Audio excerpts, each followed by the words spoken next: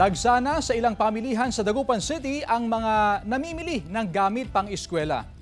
Alamin natin ang latest sa presyuhan sa live report ni Jasmine Gabriel Galban.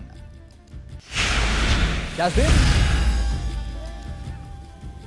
Chris, ilang araw bago ang balik-eskwela sa June 16, next week na yan araw ng Lunes, ay tuloy-tuloy sa pamimili ng mga gamit pang eskwela o school supplies ang ating mga kababayan. Siyempre, kabilang sa kanila mga binibili ang notebook, ballpen, pad paper at crayons. At siyempre, Chris, aside sa mga school supplies, ay kabilang din sa mga binibili ng ating mga kababayan ay yung mga bag, yung mga sapatos, yung mga iba pang mga pangangailangan like yung mga payong na karaniwang binibili dito nga sa Baratillo dahil siyempre, bukod sa budget-friendly, bukod sa mura, ay napakarami pang choices na pwedeng pagpilian ng ating mga kababayan. At sa mga oras nga na to, Chris, bagamat umuulan, ay makikita nating dagsa pa rin yung mga namimili dito nga sa Baratillo sa lungsod ng Dagupan. At syempre, kabilang sa kanilang priority na mabilis sa ngayon ay yung mga gamit pang eskwela ng kani-kanilang mga anak. At syempre, Chris, kabilang nga sa mga talagang goodbye dito sa Baratillo ay yung mga murang mga sapatos na kung saan ay napakarami mga pwedeng pagpilian. Actually,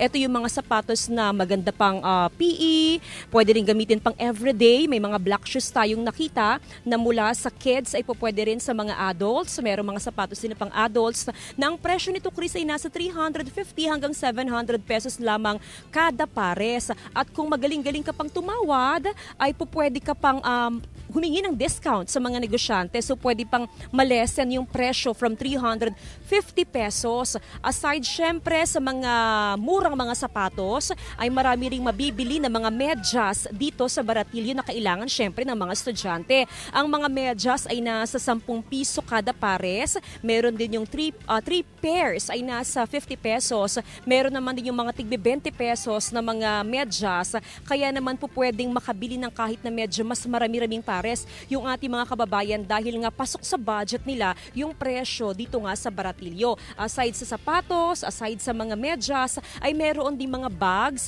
na magaganda yung quality at pasok din sa budget dahil nasa 200 hanggang 500 pesos lamang yung mga bags na ibinibenta dito sa Baratillo sa lungsod ng Dagupan. Inaasahan daw na hanggang sa mga susunod na araw, especially sa weekend, ay mas marami pa yung mga bibili sa Baratillo ng mga gamit pang eskwela kaya naman nakabantay ang PNP para matiyak ang safety ng mga mamimili. Chris? Maraming salamat, Jasmine Gabriel Galban.